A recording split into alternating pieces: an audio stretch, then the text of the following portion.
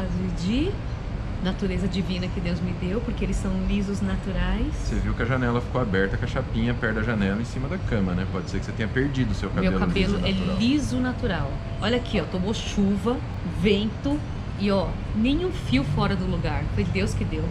Mentira, gente, é chapinha. Como eu sou um homem muito inteligente, eu não tecerei comentários. É chapinha, gente. Meu cabelo é cacheado, tá? Olha, mesmo se eu falo. Ah, e detalhe, hein?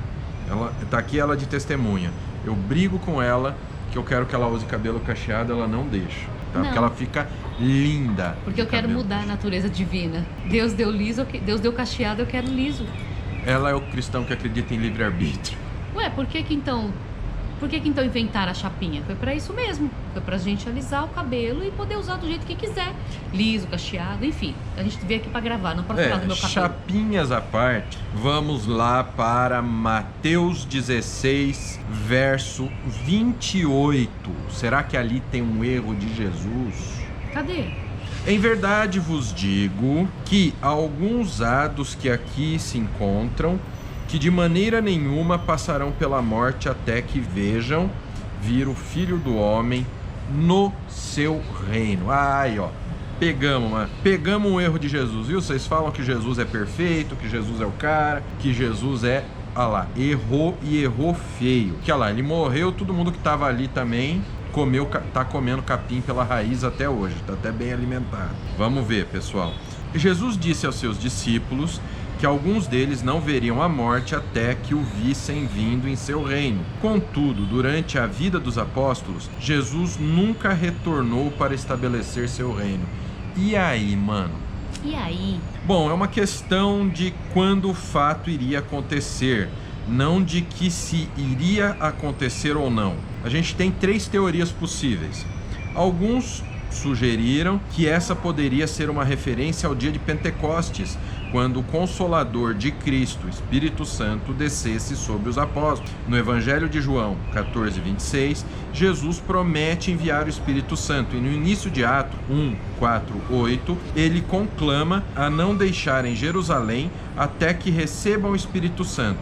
Mas isso dificilmente se enquadra com a descrição de ver Cristo vindo em seu reino de Mateus 16, 28. Outros creem que isso poderia ser uma referência à destruição de Jerusalém e do templo, o que ocorreu no ano 70 depois de Cristo. Isso significaria que ele voltaria para trazer juízo sobre a cidade que o rejeitara e que o crucificara. Embora essa seja uma explicação possível, ela parece não levar em conta que a volta de Jesus é para os crentes, os que aqui se encontram, não simplesmente uma volta em juízo sobre os incrédulos, nem ainda o juízo sobre Jerusalém no ano 70 depois de Cristo corresponde adequadamente à expressão até que vejam vir o Filho do Homem no seu reino, versículo 28, que é uma frase relacionada à segunda vinda, conforme 26:64. Também não explica por que Jesus não apareceu no ano de 70 depois de Cristo. Houve juízo sobre Jerusalém, só que Jesus não apareceu, tá? No caso da primeira teoria, que fala do Espírito Santo, por que fala do Espírito Santo? Pessoal, vamos entender a Trindade. A Trindade são 3 pessoas em uma. 3 pessoas que ao mesmo tempo são 3 e ao mesmo tempo são uma. Tá bom? Então, o Pai é Deus, o Filho é Deus, o Espírito Santo é Deus. Só que o Pai não é o Filho não é o Espírito Santo não é o Pai. Nossa, isso dá um nó, né? Dá um nó, mas são questões que não dependem do nosso entendimento. Por isso que os charlatões da teologia liberal estão totalmente errados, tentando colocar a palavra de Deus sob a razão humana. A terceira tese. Uma terceira e mais plausível explicação é que essa é uma referência à aparição de Cristo em sua glória no Monte da Transfiguração, cujo relato começa precisamente no versículo seguinte, de 17:1. Nessa passagem que Cristo aparece literalmente numa forma glorificada, e alguns de seus apóstolos lá estão para testemunhar o que aconteceu, a saber, Pedro, Tiago e João. Essa experiência da transfiguração certamente foi apenas um desfruto prévio de sua segunda vinda, quando todos os crentes o verão, vindo em poder e grande glória, conforme Atos 1:11 e Apocalipse 1:7. Vamos ler 17:1 para a gente ver como é que é. 6 dias depois, tomou Jesus consigo Pedro e aos irmãos Tiago e João e os levou em particular a um alto monte. Vamos continuar. E foi transfigurado diante deles. Seu rosto resplandecia como o sol, e as suas vestes tornaram-se brancas como a luz. E eis que lhes apareceu Moisés e Elias falando com ele. Perceberam? Então foi assim, uma amostra de como será na volta de Cristo. Que Cristo vai voltar visualmente mesmo, em glória. Tá bem? Então essa é a teoria mais aceita. Então esse foi o Nascido ESC de hoje, espero que vocês tenham gostado. A gente deu essas 3 opções a respeito da volta de Cristo. Agora, pessoal, uma coisa que eu quero que vocês entendam.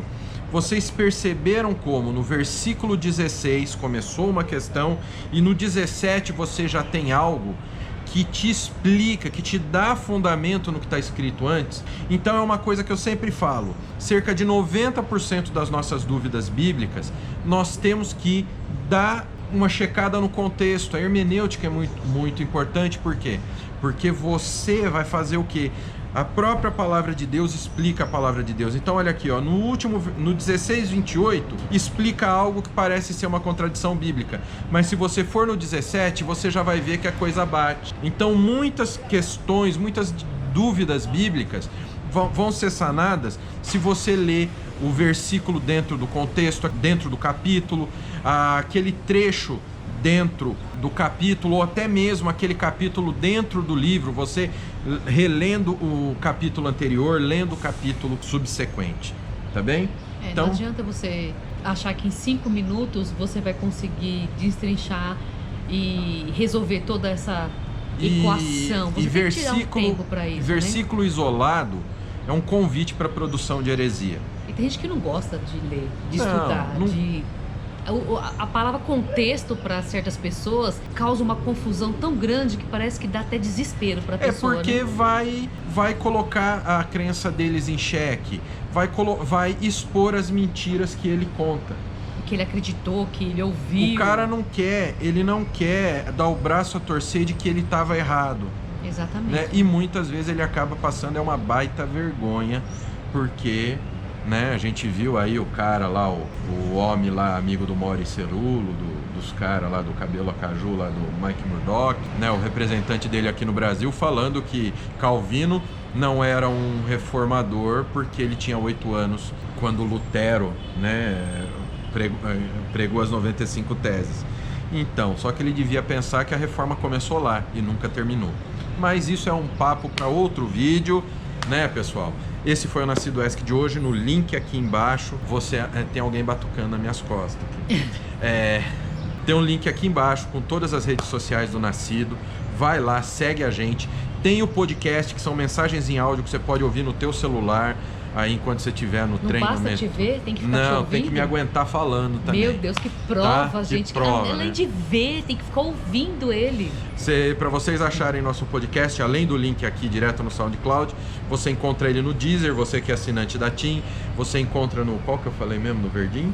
Spotify. No Spotify, no Apple Podcasts e no Google Podcasts. Vai lá e procura Nascido Pod, que é o podcast do Nascido de Novo. Então, que o Pai, o Filho e o Espírito Santo de Deus abençoe muito a vida de vocês. Muito. Amo muito a vida de vocês e ela também. Beijo.